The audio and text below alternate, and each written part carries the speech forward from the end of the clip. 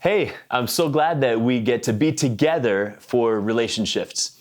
This is a series where we're going to dive deeper into how to increase the health and the love and the goodness in all of the relationships that we have. And what it's going to come down to is some shifts that we can learn to make. And so I want to encourage you to just dive in with me, open your heart, open your mind, open your spirit to what God has to say, and let's dive deeper into relationships.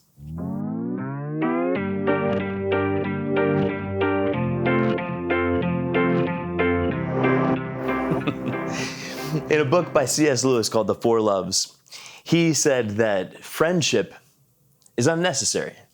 It has no survival value. Like art and like philosophy, it has no survival value. Rather, it's one of those things that gives value to survival.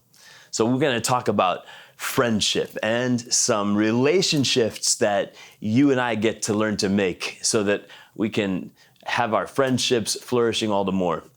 You know, when I was a kid, there was a trend called friendship bracelets, and this isn't an actual one, but it was kind of a little bit like this. The friendship bracelets were those things that you'd weave with a certain color of thread, and you'd choose the beads, and then if somebody was your friend, you would give them your handmade friendship bracelet.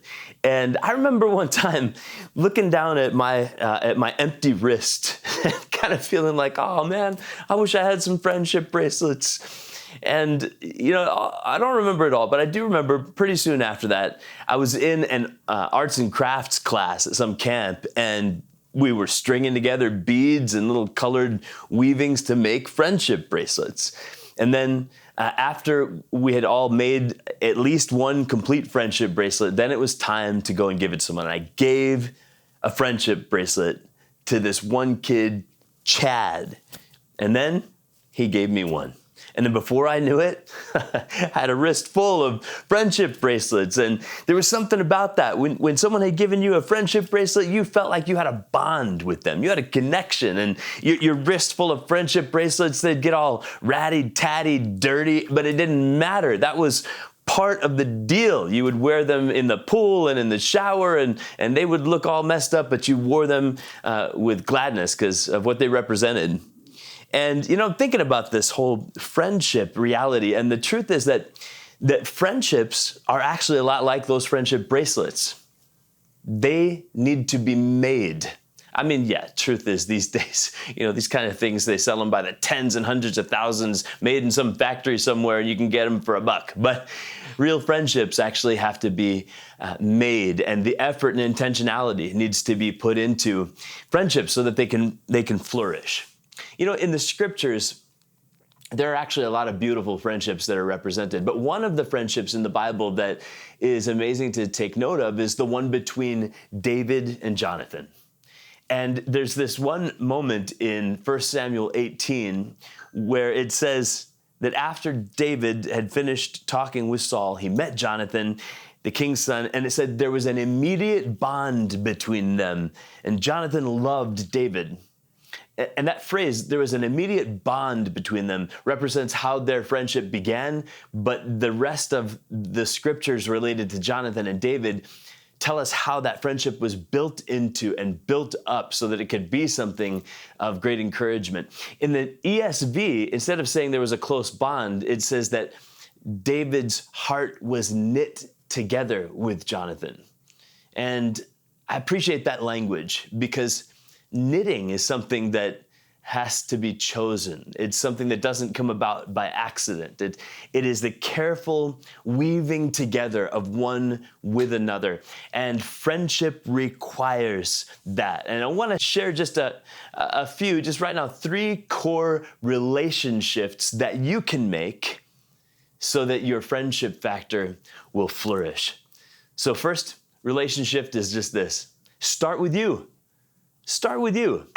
What kind of a person are you in relationships? Are you domineering, and do you use maybe kind of harsh language, or do you constantly harp on one conspiracy theory or something? I mean, because if that's the case, those are things that aren't going to probably help you all that much in finding a flourishing in your friendships. So start with you. What kind of friend are you to others? How do you take an interest? How do you follow up? How do you show care and compassion and a desire to be with that one? Start with you. That's the first shift. The second relation shift is this: plan the who, what, when, where, and why of friendship. That's the second relation shift. It's that knitting, and it doesn't happen by accident. It takes actually some thoughtful planning of the who, what, when, where, and why. First of all, who? Who are the people that, or the one person that you really want to establish something better and richer and deeper with? And then what do you want to do with that person? What kinds of activities, what kinds of things could you do together? And then when? When are you actually going to do it? When on your personal calendar are you going to say that's when it's going to happen, or at least going to try? And then how? How are you going to proceed and take a step of intentionality so that that friendship could actually grow? And why? Why? Why are you doing this? To remind yourself, it's because I am made to flourish with friendships. So that's the second relationship that you can take. You can plan the who, what, when, where, and why. And then third, put in the time.